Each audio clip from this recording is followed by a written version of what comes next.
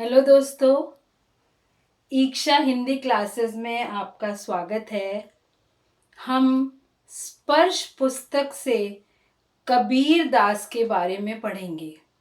पहला पाठ है कबीर की साखियाँ। तो किसी भी कविता को पढ़ने से पहले हमेशा उनके कवि के बारे में जान लेना ज़रूरी होता है। तो हम कबीर के जीवन परिचय के बारे में और उनके साहित्यिक परिचय के बारे में जानेंगे। आपने कबीर का नाम सबने सुना होगा, क्योंकि कबीर के दोहे बचपन से हम पढ़ते आते हैं। तो कबीर का जन्म 1398 में हुआ था, यानी आज से 622 साल पहले। अगर कबीर जिंदा होते तो वे 622 साल के होते। इतनी लंबी आयु होती नहीं है किसी की। और उनका जन्म काशी में हुआ था। काशी, जिसको बनारस भी कहते हैं। वे रामानंद के शिष्य थे और उनकी आयु 120 वर्ष तक थी। 120 वर्ष की उम्र में उनका निधन हुआ, उनकी मृत्यु हुई। और जहां पर उनकी मृत्यु हुई उस जगह का नाम था मगहर। कबीर जब कवि बन गए थे, उस समय जब वे बड़े हो गए थे, तो उन्होंने देखा कि समाज में बहुत तरह की क्रांति हो रही है। क्रांति आप जानते हो, रिवॉल्यूशन। जब लोग परिवर्तन लाना चाहते हैं और सब कुछ बदलना चाहते हैं, उसे क्रांति करना कहते हैं। तो जब कबीर कविताएं लिख रहे थे, उस समय उनकी कविताओं पर सामाजिक क्रांति, राजनैतिक क्रांति और धार्मिक क्रांति का बहुत प्रभाव था, क्योंकि उस समय ये तीनों क्रांतियां अपनी चरम सीमा पर थी, पराकाष्ठा पर थी। सब लोग चाहते थे कि धर्म, जिस तरह से धर्म को लेकर आडंबर ये सब चल रहा है, राजनीति में उथल पुथल मची हुई थी, समाज में मूल्यों को लेकर उथल पुथल मची हुई थी। तो कबीर ने उन सब चीजों को देखा और फिर अपनी कविताएं लिखी और लोगों को समझाना शुरू किया कि किस तरह की जिंदगी जीनी चाहिए। इसलिए कबीर को क्रांतिकारी कवि का नाम भी दिया जाता है और उन्हें सामाजिक चेतना के कवि भी कहते हैं, यानी समाज में चेतना जगाने वाले, एनलाइटनमेंट देने वाले, समाज को राह दिखाने वाले कवि भी कहे जाते हैं। और इसीलिए उन्होंने जो कुछ भी लिखा, जब हम उसे पढ़ते हैं तो उनकी सारी बातें हमारे हृदय को छू जाती हैं।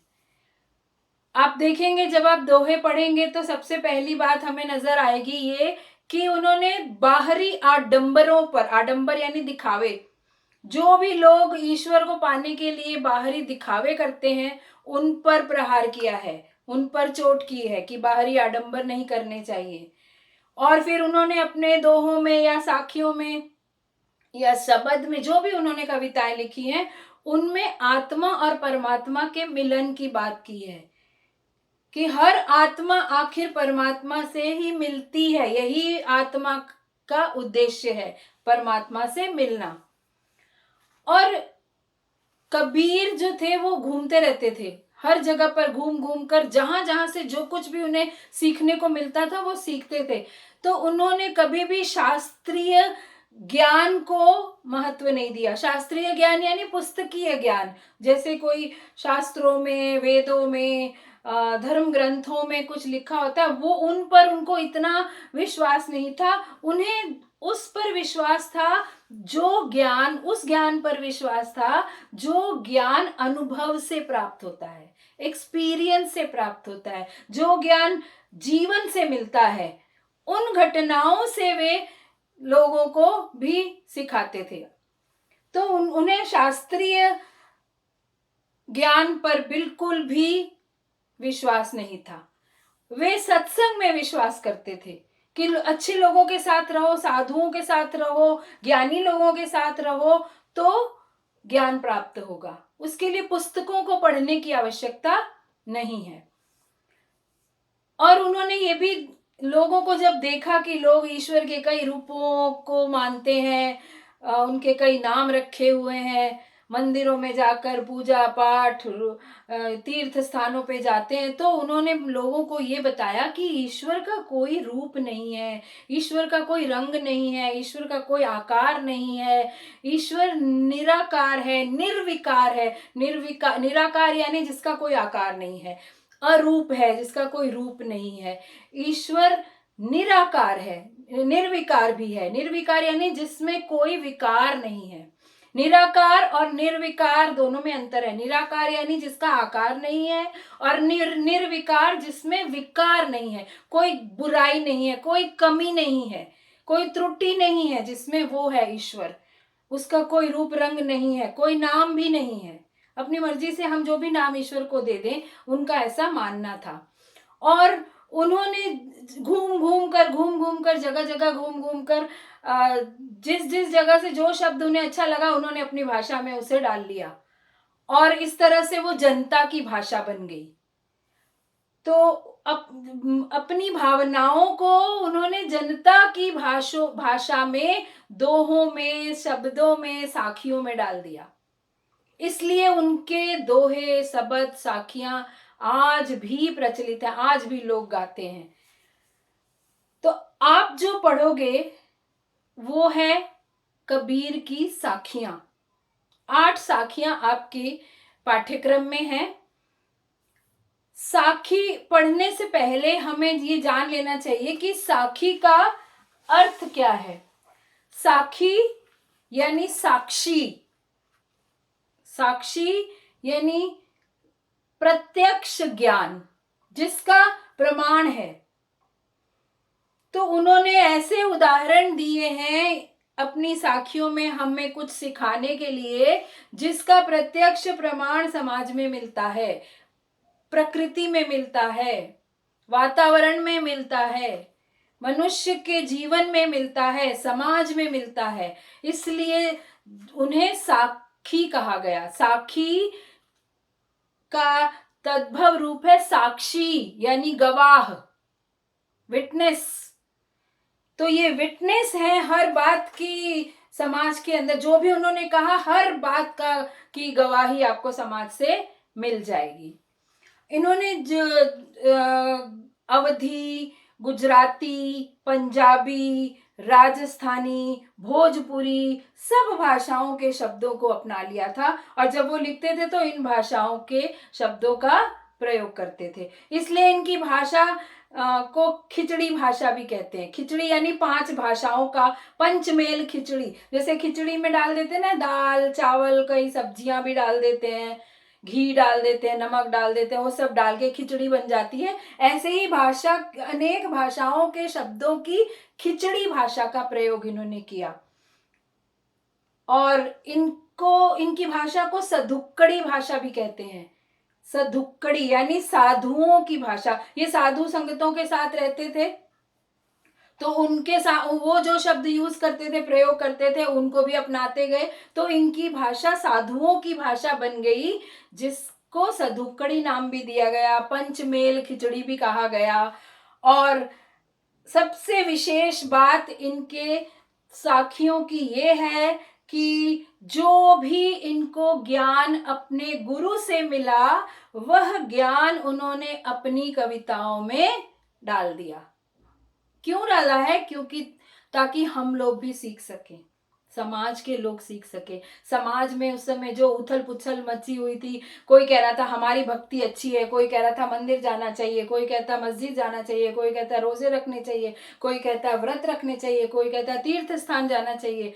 तो इन सब चीजों को देखकर उनके मन में बहुत हलचल मची, और उन्होंने सोचा कि इंसान को, मनुष्य को सही रास्ता दिखाना पड़ेगा। और उन्होंने अपने विचार जो वो मानते थे, वो उन्होंने अपनी दोहों में, साखियों में, अपनी कविताओं में, शब्द में डाल दिए, ताकि लोग सही रास्ते पर चल सके। तो ये उनके विचार हैं। ऐसा जरूरी नहीं है कि हम उन्हीं की भक्ति माने, जिसको जैसे ठीक लगता है, लेकिन कबीर ने अपने विचार प्रस्तुत किए हैं अपनी साखियों में।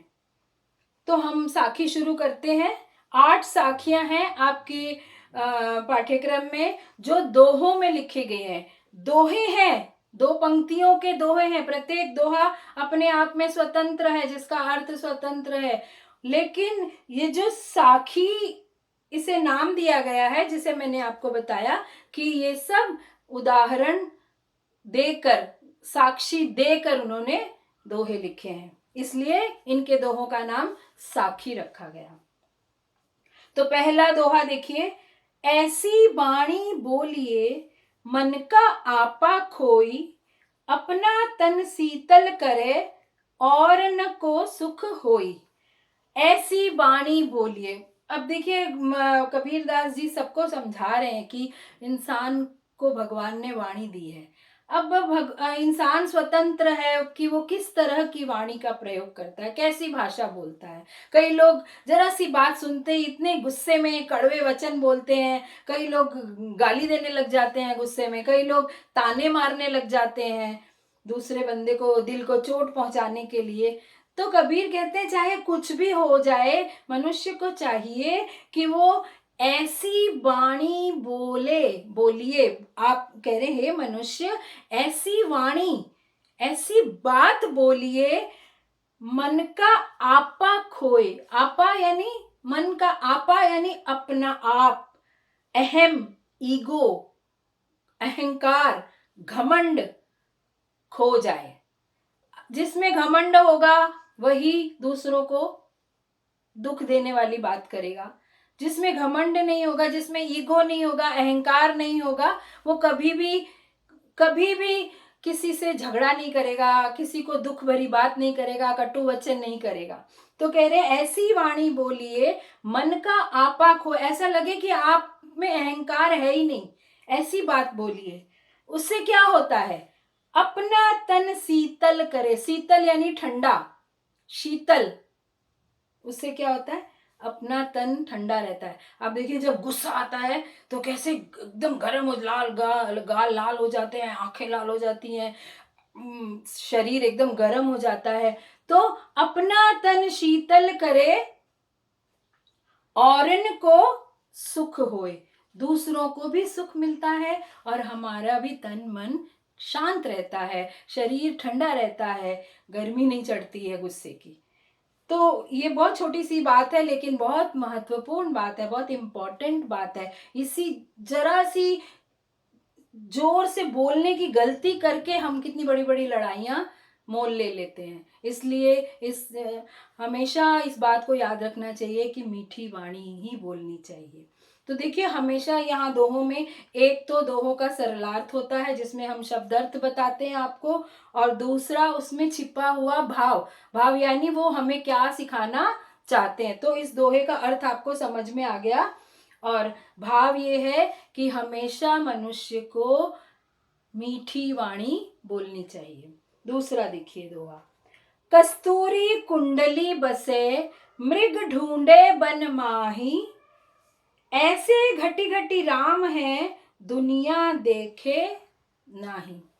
देखिए आपने सुना होगा एक हिरण होता है, डियर, जिसको कस्तूरी मृग, एक प्रकार का मृग, बहुत प्रकार के होते हैं, एक प्रकार का मृग होता है जिसका नाम होता है कस्तूरी मृग। उसका नाम कस्तूरी क्यों रखा गया, क्योंकि उस मृग की नाभि में, नेवल में एक ग्लैंड होता है, उसके अंदर कस्तूरी होती है जिसमें बहुत खुशबू आती है। और उससे अब बहुत सी, जब वो हिरण मर जाता है तो उसके उससे उसे निकाल कर उससे दवाइयाँ बनाते हैं, इत्र बनाते हैं, खुशबू की चीज़ें बनाते हैं। वो बहुत उस मृग को पाने के लिए अब तो नहीं शिकार कर सकते, पहले ज़माने में तो बहुत लोग उस मृग को ढूंढ ढूंढ कर उसका शिकार करते थे, और उसका वो जो ग्लैंड होता है, जो उसकी नाभि में एक गांठ सी होती है, उसके अंदर वो कस्तूरी होता है, उसको निकाल लेते थे और फिर उसको बेचते थे, उससे दवाइयाँ बनाते थे। अभी भी उसका कस्तूरी यूज होती है तो दवाइयों वगैरह में। तो कह रहे हैं कि हिरण वो जो है ना, उसको खुशबू आती है, सुगंध आती है अपनी कस्तूरी से, लेकिन उसको पता नहीं चलता कि कहाँ से खुशबू आ रही है, पर उसे इतनी अच्छी लगती है वो सुगंध कि वो फिर उसे ढूंढने के लिए भागता रहता है, इधर उधर दौड़ता रहता है कि कहाँ से खुशबू आ रही है, कहाँ से इतनी अच्छी सुगंध आ रही है। लेकिन वो इतना अनजान है कि उसको पता नहीं उसके अंदर से ही खुशबू आ रही है। तो वो कह रहे हैं, कबीर कह रहे हैं कि ऐसे घटी घटी राम है, राम भी ऐसे ही है कस्तूरी की तरह। राम यानी ईश्वर, भगवान। यहाँ पर जहां भी ईश्वर, कबीर ने पहले ही कह दिया था कि ईश्वर का कोई नाम नहीं है, लेकिन उन्होंने राम शब्द ईश्वर के लिए प्रयोग किया है। तो उन्होंने कहा ऐसे ही राम भी हैं जिन्होंने जो सबके घट घट में बसे हुए हैं। घट यानी हृदय, हर एक के हृदय में बसे हुए हैं। दुनिया देखे नहीं, दुनिया को पता ही नहीं है, उनको दिखाई नहीं देते, क्योंकि वो ढूंढते ही नहीं है, उनको ज्ञान ही नहीं है इस बात का कि ईश्वर हमारे अंदर हैं और हम बाहर जाते हैं मंदिरों में, तीर्थ यात्राओं में, पहाड़ों पे चढ़ के दूर दूर तक कहाँ कहाँ जाते हैं उसे ढूंढने के लिए। लेकिन वो तो हमारे अंदर है। हिरण की तरह हम भटकते रहते हैं सारी जिंदगी उसको बाहर ढूंढने में, लेकिन वो है तो हमारे अंदर।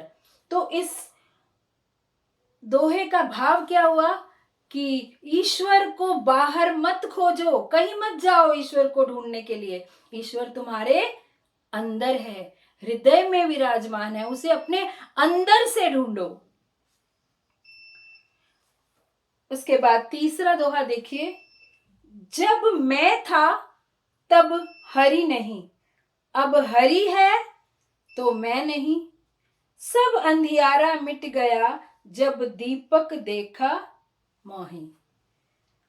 कवि कह रहे हैं कि जब तक मेरे अंदर मैं था, मैं यानी अहंकार, ईगो, घमंड, मैं इतना बड़ा मनुष्य हूँ, मैं इतना बड़ा कवि हूँ, मैं इतनी बड़ी अध्यापिका हूँ, मैं इतना बड़ा बिजनेसमैन हूँ। जिसके अंदर इस तरह का मैं होगा उसके अंदर भगवान नहीं बस सकते।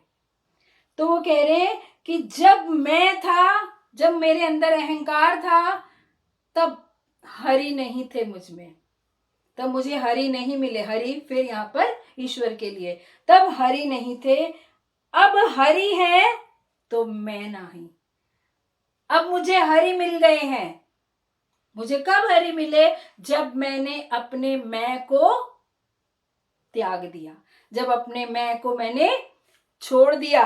अब हरि है तो मैं नहीं हूं। यानी अब मुझे इतना ज्ञान हो गया है कि मेरे अंदर ही भगवान है। जहां भगवान होंगे वहां घमंड का, अहंकार का, ईगो का कोई काम नहीं होगा। अब सब अंधियारा मिट गया। जो भी मुझे अंधियारा, कौन सा अंधियारा था मुझ में जब तक मैं अहंकार में था? अज्ञान का। मुझे पता ही नहीं था कि ईश्वर भी मेरे अंदर है। जब मुझे ये ज्ञान प्राप्त हो गया और मैंने मान लिया कि मेरे अंदर ईश्वर है, तो मुझ में अज्ञान का अंधकार मिट गया। जब दीपक देखा मोही, जब मुझे ज्ञान का दीपक, कौन सा दीपक? दीपक का काम क्या है? प्रकाश देना, रोशनी देना। तो जब मुझे ज्ञान की रोशनी मिल गई तो मेरे अंदर का सारा अंधियारा, अज्ञान का अंधियारा मिट गया। तो यहाँ पे कवि क्या बताना चाहते, क्या इसका भाव क्या है, क्या सिखाना चाहते हैं? कि मनुष्य को अहंकार में नहीं रहना चाहिए, क्योंकि भगवान उसके हृदय में वास नहीं करेंगे जिसके अंदर अहंकार है। यानी जो अपने आप को भगवान से बड़ा समझने लगेगा उसी के अंदर अहंकार होगा। ईश्वर तो विनम्र लोगों के हृदय में ही निवास करते हैं, इसलिए हमेशा मनुष्य को चाहिए कि वो विनम्रता से रहे। सुखी, अगला दोहा देखिए, सुखिया सब संसार है, खाए अरु सोवे, दुखिया दास कबीर है, जागे अरु रोवे। फिर वैसी ही बात जो पिछले दोहे में जो बात कही है, वैसी ही कुछ मिलती जुलती बात यहाँ कवि कह रहे हैं। सुखिया सब संसार है, खाए और सोए। लोग तो आराम से सुख में है, खाते हैं सोते हैं बस। उन्हें कोई मतलब नहीं है पुण्य के कार्य करें, भगवान का नाम लें। जो लोग अज्ञानी हैं वो खाते और सोते हैं और सोचते हैं हम बड़े सुखी हैं, लेकिन वास्तव में वो लोग सुखी नहीं है। कबीर को इस बात का बड़ा दुख है कि ये लोग खाते पीते हैं और सोते हैं, ना भक्ति, ना कोई अच्छे काम, ना पुण्य के काम, ना विनम्रता, घमंड में रहते हैं और ऐशो आराम में रहते हैं, सुख भोगते हैं और सोते रहते हैं। इन सोते रहना मतलब अज्ञानता में रहना। दुखिया दास कबीर है। अब दास को कबीर को तो ज्ञान प्राप्त हो गया है। कबीर तो जान गए हैं कि किस तरह से ईश्वर को अपने हृदय में पा लेना है। उनको ज्ञान हो गया है इसलिए वो रो रहे हैं। अब बताइए रोने की क्या बात है उनको, उन्हें तो ईश्वर की प्राप्ति हो गई, उनको पता लग गया कि उनके हृदय में भगवान का वास है। लेकिन जागे अरु रोवे, वे जागते सोते नहीं है, जागते हैं और रोते हैं। यहाँ सोने और जागने का मतलब क्या है?